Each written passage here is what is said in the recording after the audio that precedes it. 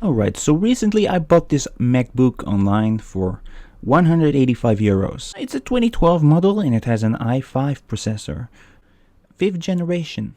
For now it gets the job done, I would say. Remember, this is 2020. So the first thing I did was insert new RAM. 16 gigabytes, 1600 megahertz. The price of this was 70 euros. I also managed to sell the old RAM. The letter arrived, but the inside was just gone. Some people just shouldn't work for the postal office. But whatever. Let's just go on here. Let's just continue.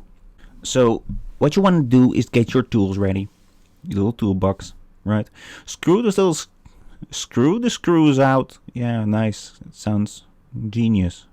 English is such a masterful language. But whatever.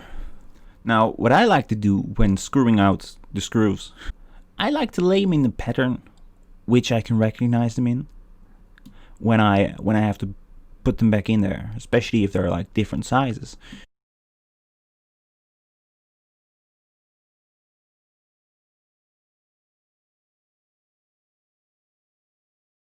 Once you're done, please plug out the power. That's right here. Now you can proceed without getting electrocuted. You basically have to work on your feeling here. Never force electronic devices, true. Forcing electronic devices can cause massive amounts of damage. Now take the memory out of its casing.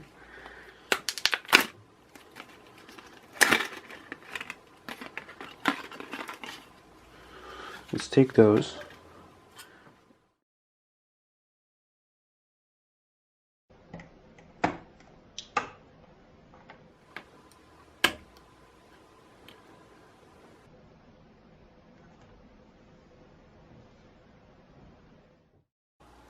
So after you use your beautiful doctor hands to put the RAM in, just replug the power. I've got the power. So now it's time to put the lid back on and screw things up again.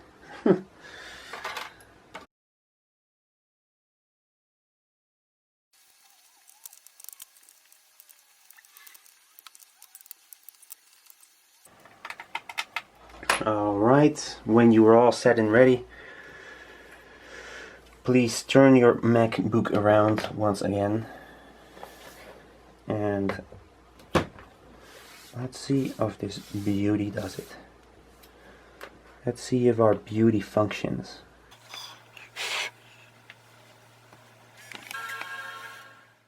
I started up the computer and I got this. It's a USB to SATA converter. Now I'm not gonna bore you with the cloning process of the data, but I purchased this nice little SSD for 100 euros. It's 1 terabyte. It's from a very good class, like the first class, and it's an 850 Pro. So there I was, back again, plugging out the power. Yeah, I know you see me screw, but hey, just kidding. So then I started screwing out the old hard drive and replacing it with the new one, the SSD. But please be careful with that cable because it breaks rather easily. It's also in it from under. You might get surprised by the position it is located at. So prevent that. Please prevent it. So then you just screw it back in there.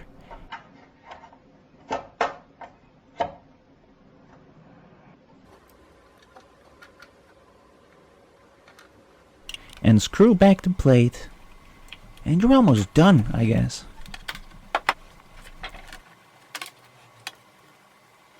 The only thing now that has to happen still is turning on your MacBook. And ta-da! There you go. Wonderful. So let's see if it is correctly installed. Let me turn up the screen. Actually, there. About this Mac, huh? Let's see. And there you go.